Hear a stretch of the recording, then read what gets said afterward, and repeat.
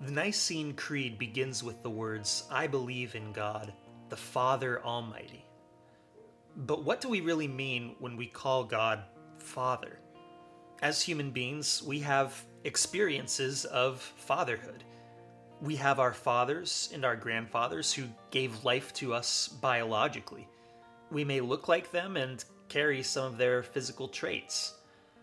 We also call priests our fathers, not because they are fathers in a biological sense, but because they are spiritual guides to us.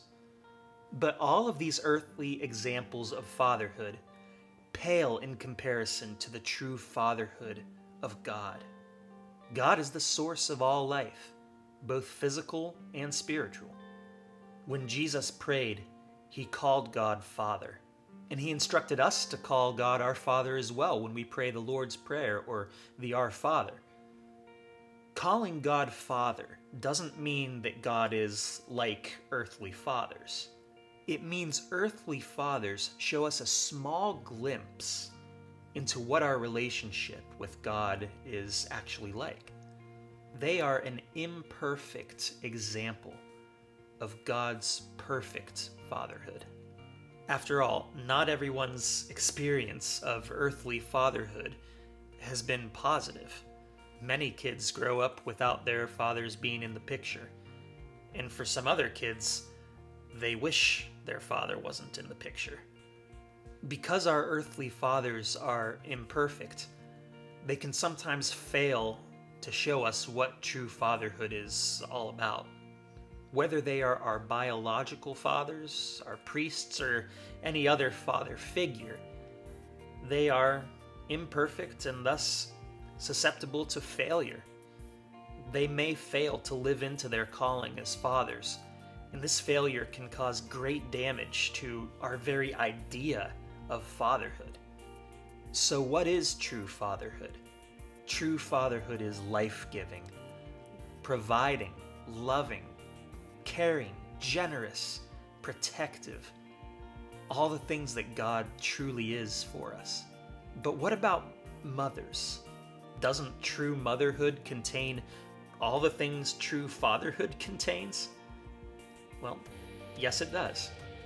So why do we call God Father instead of Mother? Well, it's not because God is a man, because God isn't a man. Like the angels, God is purely spiritual, without a physical body, and the distinction of man or woman is a distinction between physical bodies. Since God doesn't have a physical body, God is pure spirit, God is neither man nor woman. In the Bible, we find motherhood imagery for God as well. God is compared to a bear protecting her cubs, as the one who gives us life, as one who births us, as a woman in labor, as a mother who nurses us, as a hen who gathers her chicks under her wings.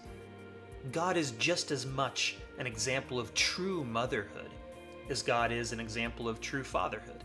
However, we've inherited masculine pronouns and language for God because Christianity and Judaism before it was born in a patriarchal society. That is, a society that was dominated by men and failed to recognize the contribution and power of women. Because of this, Christianity spoke about God using the language that was common at the time. So is God our true Father? Yes. And is God our true Mother? Yes. When we call God Father in the Nicene Creed and in our prayers, we are using imperfect human language to attempt to communicate the perfection of God. The fact that God is loving, nurturing, life-giving, caring, providing, protective. Hopefully, your earthly example of parentage has been positive. But even if it hasn't, even if your parents maybe have failed to exemplify what true parentage really is, we still have a God who always exemplifies perfect and true fatherhood and motherhood. Parenting is hard. especially in a sinful world where we each have our own struggles. Our parents are not God, so we shouldn't expect them to be perfect.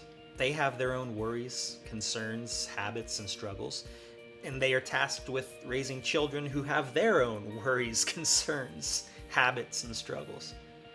In the Ten Commandments, God tells us to honor our fathers and our mothers. That doesn't mean we have to ignore their faults. And in cases of abuse, it doesn't mean we have to remain silent. But it does mean that we should recognize the unique relationship we have to our parents. And we should see how that relationship, when exercised properly, reveals something true about our relationship to God. Now please read the material below and answer the reflection questions. Have a great week and a happy Thanksgiving.